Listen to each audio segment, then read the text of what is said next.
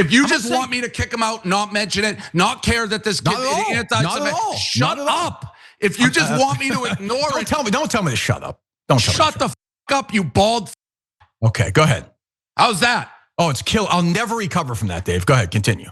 I'll never recover. Well, you're the one who big boss man, don't tell. I'll tell you, you work for me. Okay, go ahead, continue. You little bitch, you work for me. Sure, you bet. For now, continue. Don't? For now, quit. I don't care. Is this show or not a show? Like, is a show or not a show? Like, we can't have a conversation? You're an idiot. Okay, continue. You're literally saying people should be allowed to make Jew jokes, say whatever they want right now. Yes, I think people should be allowed to make jokes. So how many mother Jews have to be killed before you stop? Barstool Sports founder Dave Portnoy made headlines for condemning jokes about Jewish people during an explosive debate with his fellow host. Before we get into the details, Cenk, what are your initial reactions to that clip? So I defend Dave Portnoy. Of course, I think any reasonable person would have when somebody wrote after Jews in his bar, right? And he went nuts over it, and he should go nuts over it. He's totally lost me here. So I'm going to explain all the reasons why he's lost me, especially the hypocrisy, a little bit later in this segment. But I do have one question for him for now. How many Palestinians have to be killed before we're not allowed to say something derogatory towards Palestinians, Arabs, or Muslims? 1 billion? Interesting. Fascinating double standards. Jordan. Yep, seeing it more and more, but let's get into the details. What sparked this whole fight was an argument that Kirk Minihane and Dave had the previous day about Kirk's co-host on a different podcast, a guy named Mick. Portnoy has accused Mick of being an anti-Semitic POS because of a post he wrote after students ordered a sign saying F the Jews at the Barstool bar in Philly. It read, Rabbi Dave, who said multiple racial slurs on camera, is now ruining people's lives for saying F the Jews. It's his club, so ultimately he can employ whoever he wants, but he's in no place to lecture people on what's okay to say. Get the blank out of here with that. Minihane suggested that they have Mick on the podcast to have a conversation, but Dave shot it down, saying he's just a troll who wants a platform. And that's when the conversation turned to a broader debate about whether it's okay to make any jokes about Jewish people right now. Take a look. My point is, can you see the difference? They're words. That's my point. Okay, they are words. They are words. No, honestly, a guy on Twitter tweeted. When does freedom of speech become? A guy tweeting at you asked me the question. A guy when tweeting does Rabbi freedom Portnoy, of speech impose on freedom of religion? I find to be harmless. Some guy tweeted Rabbi Portnoy. When does freedom of speech impose on freedom of religion? How many people have to get murdered? It's a good question. You're acting like right now people making Jew jokes is just the same as 15 years ago. No, but my thing is when you tell people stop making jokes, stop doing this, what does that accomplish? That's not the core. That's not the core of the issue. It's not Mick or some other guy tweeting that you're a Jew. That's not the core issue here. That's not why somebody's going. It's all related. Then we should just stop making jokes about anything, and then nothing will happen. Stop making rape jokes. Stop making jokes about this. Stop making jokes about Catholicism, about priests raping kids, which is people made during that scandal. Like, when do you stop doing it, and when do you do it? I think right now you probably nothing. Then nothing. Silence everything. Every comedian, don't tell a joke about it. Because Dave, that's how the world works. So now what do we do? So maybe you stop with the Jew jokes and act like it's not a big deal when someone does the Jews in a bar. Ultimately, they landed on somewhat of an agreement when it comes to making jokes versus open anti-Semitism. Take a look. I think it's different when you're saying they should stop telling jokes. Like, I don't like. I don't see how that. I don't see how that stops the current issue. If you told me that stop the current issue, I'd be like, all right, I don't think that's going to stop these psychopaths. I don't think they're going to be like, oh, well, a comedian told a joke. Let's get going here, guys. Yeah, no, I don't think it works that way. I don't think, but I think the basically the same way the sign got posted, the same way people are free to basically just be like, Jews or Jews belong in ovens, or I wish that the Holocaust survivor, at least we got her the second time. Those are jokes. Fine, but the comfortability of people just with open anti I get that. Open anti-Semitism emboldens these lunatics to go act on what they're doing. Had it ended there, some people might have seen that as a reasonable and understandable conclusion. But literally, minutes later, after proclaiming the right that right now nobody should be making jokes about Jews because of violence against them, he made, I guess, a joke, if you want to call it that, about Greta Thunberg being killed. Take a look. You should just go over to Gaza. We can do Unnamed. You can be live in Gaza. I'll jump on Greta Van Thorsten or whatever that girl, she's sailing there. Like whoever that, I hope they hit a fucking like a missile on her boat. Well, I hope they hit a missile on the boat. I hate when I hit a missile on a that boat down. Greta, whatever her name Thunberg, I believe, right? Yeah. But like that thing happened. Missile, starboard side. Okay, so it's okay there. On top of that, in the wake of this debate, a clip began to resurface of him defending a joke about rape, which has also gone viral. The clip in question came from a 2012 story from Inside Edition about Barstool's touring, quote, blackout parties that were hosted in college towns across the US. Portnoy was confronted by interviewer Lisa Guerrero for joking that the women at these parties, quote, deserved to be raped. You can see the transcript here. You posted the following on your site. I never condone rape, but if you're a size 6 and you're wearing skinny jeans, you kind of deserve to be raped. Portnoy, correct, I stand by that.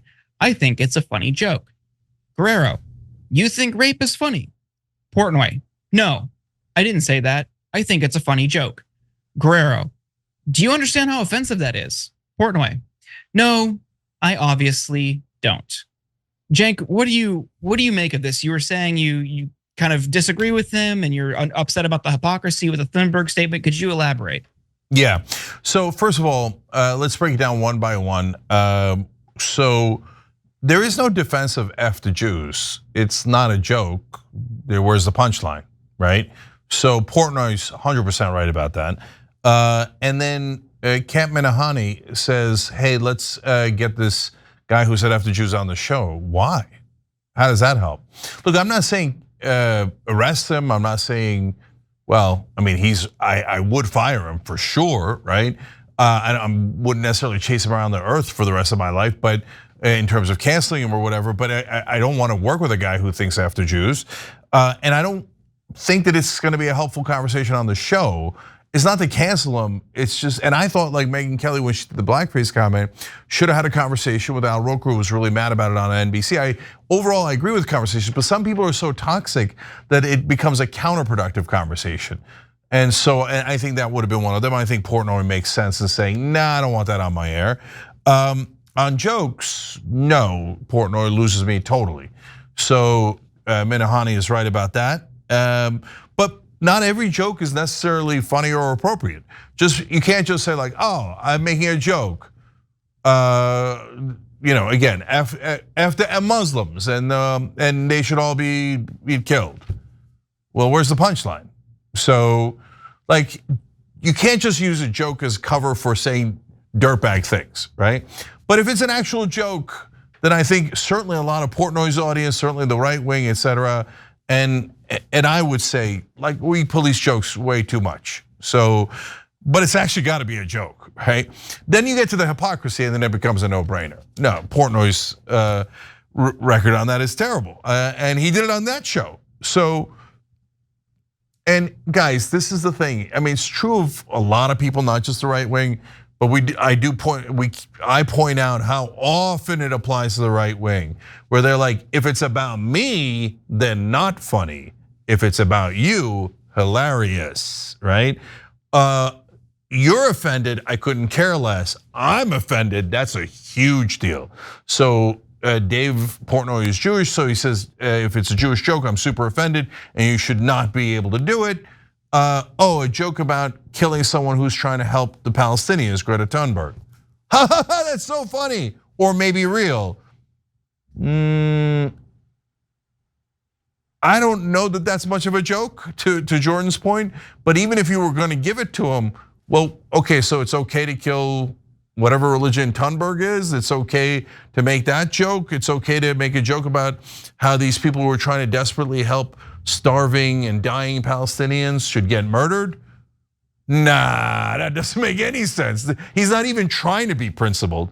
And then of course the rape joke. Again, guys, I'm in favor of just letting jokes slide and we over police it, etc. But you can't say, I make your rape jokes. So you made a joke about Jewish people. Well, I'm Jewish. No way, that's unacceptable. Now, come on, the hypocrisy is through the roof. It's not even close. What do you think, Jordan? Yeah, it's clearly not a joke. What I think is interesting is he is becoming what he has long hated, which is the overly sensitive, like SJW, like woke liberal, who's too sensitive about everything, can't take a joke, lighten up. You heard Republicans and conservatives complain about this for years, and that's what they're becoming. And I'm with you. What those kids did in the bar, that's not a joke. Whatever else he's mad about, I don't think those specifically are jokes. I think the classification and it being around comedy is wrong. I think what we saw, especially in that bar, is just open anti-Semitism. The kid tried to use the joke defense because it's worked for a lot of conservatives for years. And people like Dave Portnoy have used that defense for things that weren't jokes. So, lighten up, I said something really offensive and heinous and deliberately malicious. It's just a joke.